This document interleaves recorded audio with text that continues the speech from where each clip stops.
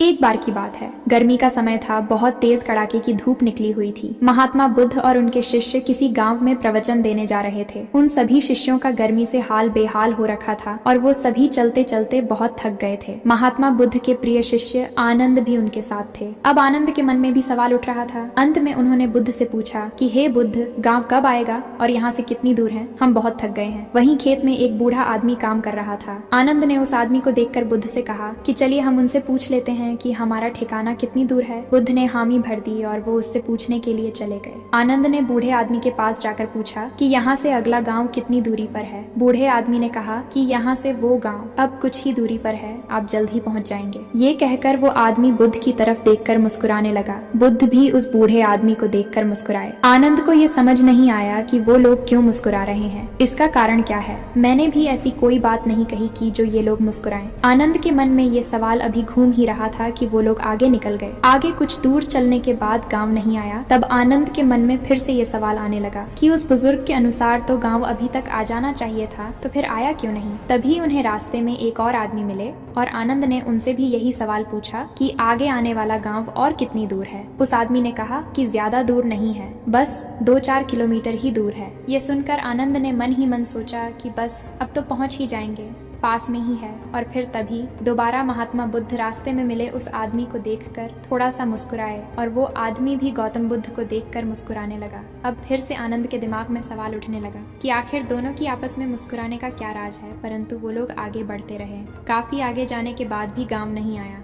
अब आनंद ने एक बूढ़ी माँ से फिर पूछा कि गांव कितनी दूर है। बूढ़ी माँ ने कहा कि बस कुछ ही कदम दूर है, आप गांव पहुंच ही गए हो। और एक बार फिर से वो बूढ़ी औरत बुद्ध को देखकर मुस्कुराने लगी। आनंद ने फिर ये सब देखा, लेकिन वो उस समय कुछ न कहकर आगे निकल गया। अब भी गांव आने में समय था। आनंद के सब्र का बांध टूटने लगा था। वो समझ ही नहीं पा रहा था कि हम गाँव पहुँच क्यों नहीं पा रहे। वो रास्ते में रुक गया और कंधे पर रखे सामान को क्रोध में आकर फेंक देता है और अंत में महात्मा बुद्ध से कहता है कि वैसे तो आपने कहा है कि बेकार के प्रश्न नहीं करने चाहिए, लेकिन फिर भी मेरे मन में काफी देर से एक सवाल परेशान कर रहा है। कृपया करके आप मुझे उत्तर दे। बुद्ध ने कहा, पूछो, क्या पूछना है। आनंद पूछता है कि हम जिससे भी रास्ता पूछ रहे हैं वो हमें बस थोड़ी दूर कहकर आगे बढ़ाया जा रहा है और आप कभी उन्हें देखकर मुस्कुराते हैं तो कभी उन्हें देखकर हंसते हैं। इस चीज को कृपा करके मुझे समझाइए और ये भी बताइए कि कहीं हम गलत रास्ते पर तो नहीं चल रहे हैं। अभी तो गाँव नहीं आया इतनी देर से। बुद्ध आनंद की बात सुनकर कहते हैं कि आनंद, हम बिल्कुल सही रास्ते पर चल रहे हैं और जिस रास्ते से हम गांव जा रहे हैं वहाँ के लोग मुझे जानते हैं, क्योंकि मैं पहले भी इस गांव में जा चुका हूँ और मुझे इस राह की दूरी भी पता है और यहाँ के लोग भी ये जानते हैं और इसलिए वो लोग फिर से मुझे जाते देख पहचान कर मुस्कुरा रहे थे।